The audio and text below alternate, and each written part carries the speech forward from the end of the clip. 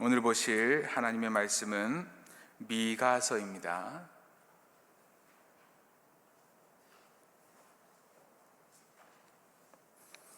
미가 4장입니다.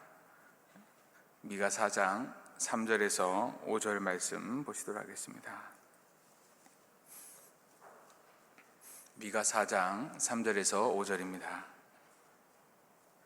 그가 많은 민족들 사이에 이를 심판하시며 먼 곳 강한 이방 사람을 판결하시리니 무리가 그 칼을 쳐서 보습을 만들고 창을 쳐서 낫을 만들 것이며 이 나라와 저 나라가 다시는 칼을 들고 서로 치지 아니하며 다시는 전쟁을 연습하지 아니하고 각 사람이 자기 포도나무 아래와 자기 무화과 나무 아래에 앉을 것이라. 그들을 두렵게 할 자가 없으리니 이는 만군의 여호와의 입이 이같이 말씀하셨습니다. 만민이 각각 자기의 신의 이름을 의지하여 행하되 오직 우리는 우리 하나님 여호와의 이름을 의지하여 행하리로다. 영원히 행하리로다. 아멘.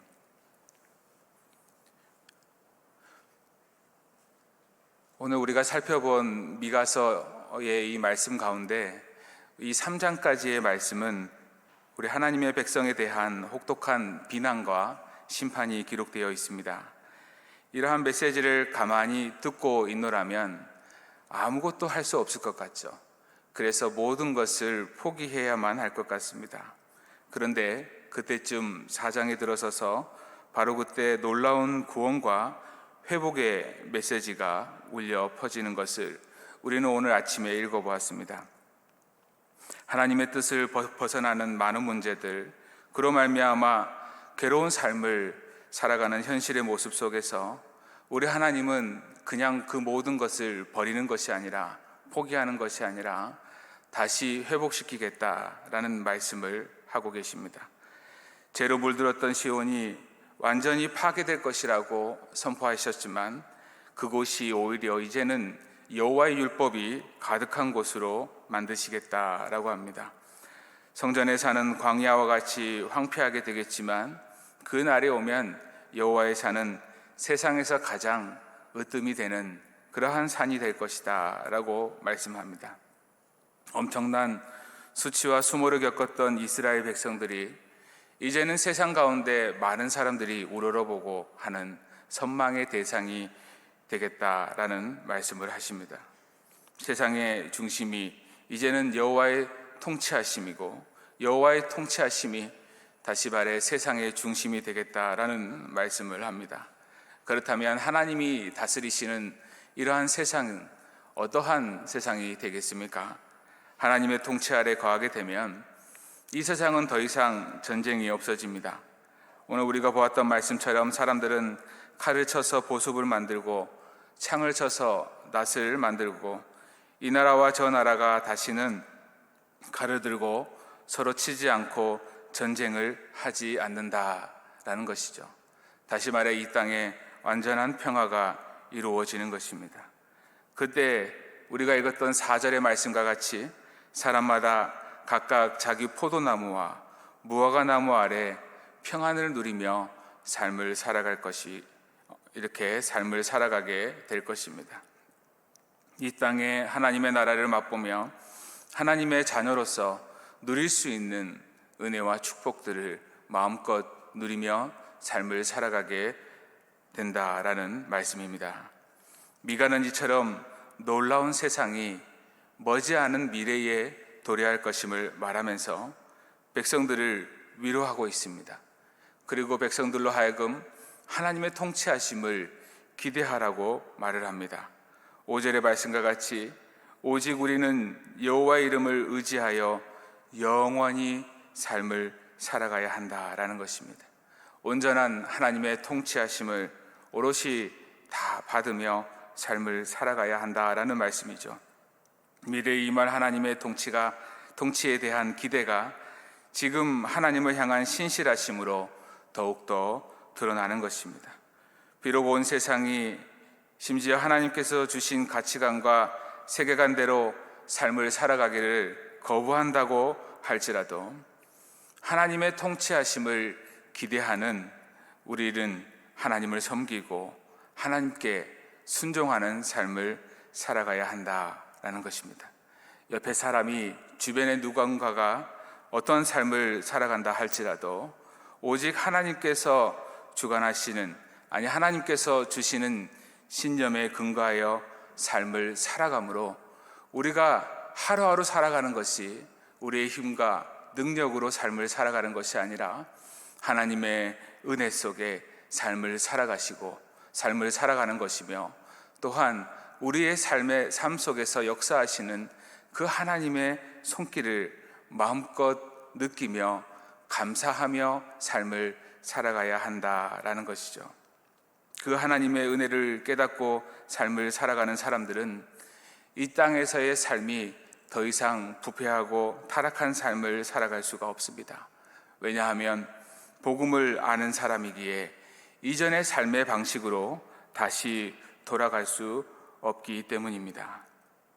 그러니 우리가 하루하루 삶을 살아가면서 하나님의 은혜를 깨닫고 또 하나님의 통치하심을 깨닫고 삶을 살아가는 것이 무엇보다도 중요한 것이죠.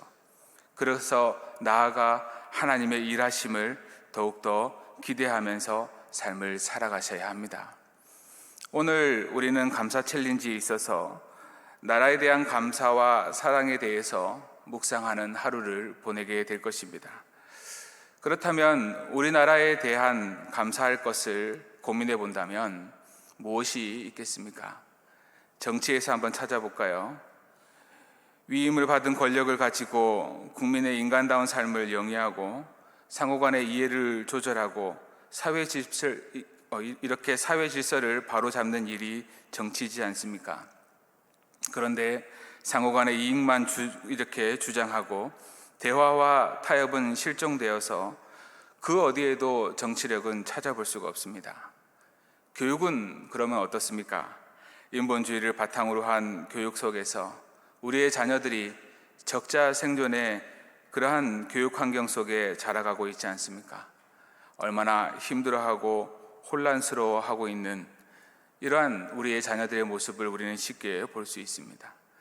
경제나 문화나 우리 사회 각 분야의 모든 부분들 하나하나를 뜯어보면 우리의 입술 속에 감사가 더 많이 올라오십니까? 아니면 오히려 더 원망과 불평이 더 많이 올라옵니까? 오히려 더 불만과 불평의 거리가 더 많은 것이 솔직한 현실인 것 같습니다. 하지만 우리가 우리나라에 대해서 감사할 수 있는 것은 이 나라를 통하여 하나님께서 지금도 역사하고 계시기 때문임을 믿으시길 바랍니다. 하나님의 은혜가 있기에 우리나라가 여기까지 올 수 있었고 하나님의 특별한 통치하심과 이끌어 가심이 있었기에 우리는 우리나라에 대해서 감사할 수 있는 것이죠.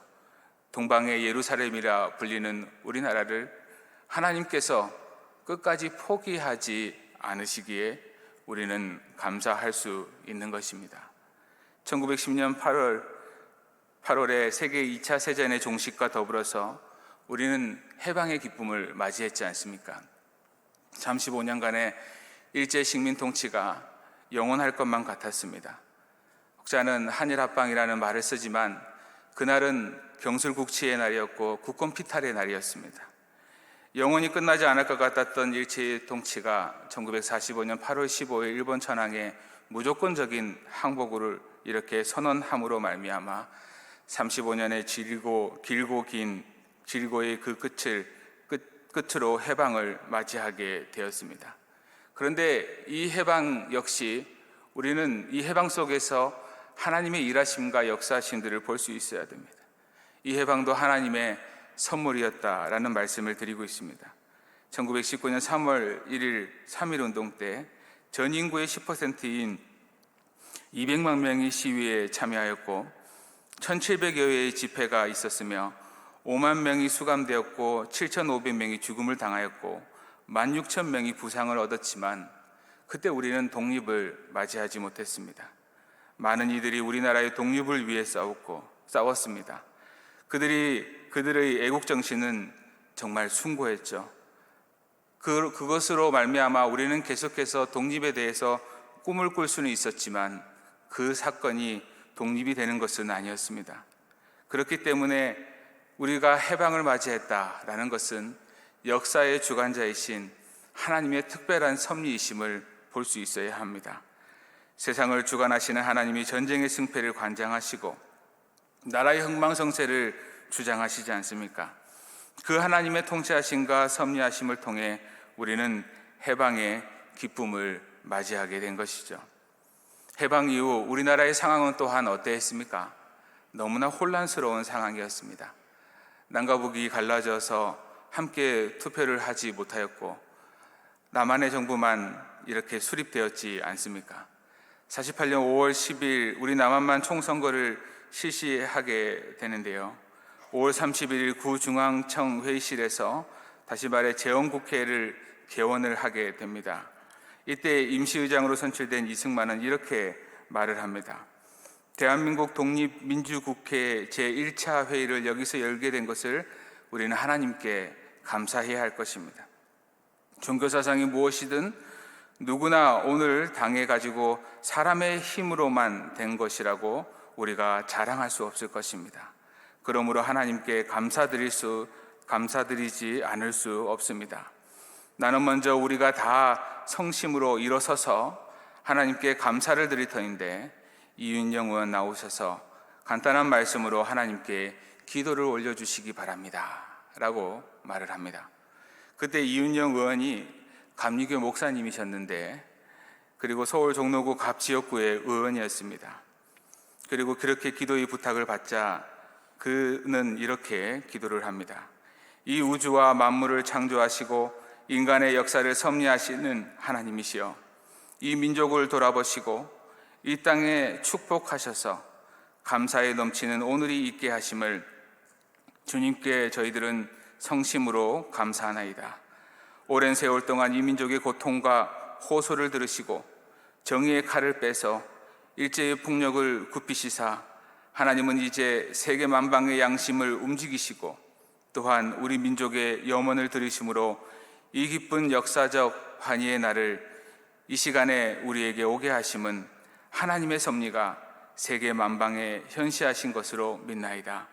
하나님이시여, 이로부터 남북이 둘로 갈라진 이 민족의 어려운 고통과 수치를 신원하여 주시고 우리 민족, 우리 동포가 손을 같이 잡고 웃으며 노래 부르는 날이 우리 앞에 속히 오기를 기도하나이다.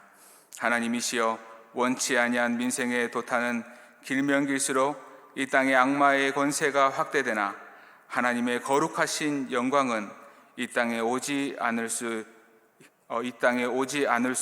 없을 줄 저희들은 생각하나이다.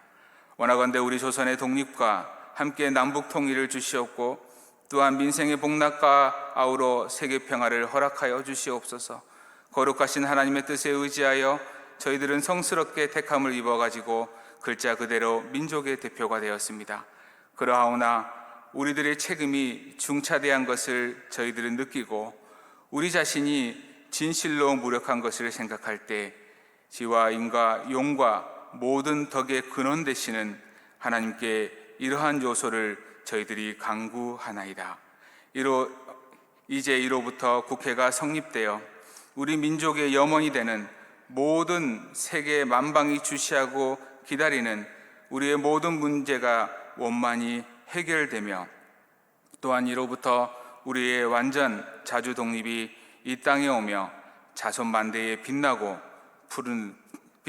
푸르른 역사를 저희들이 정하는 이 사업을 완수하게 하여 주시옵소서라고 이렇게 기도를 합니다.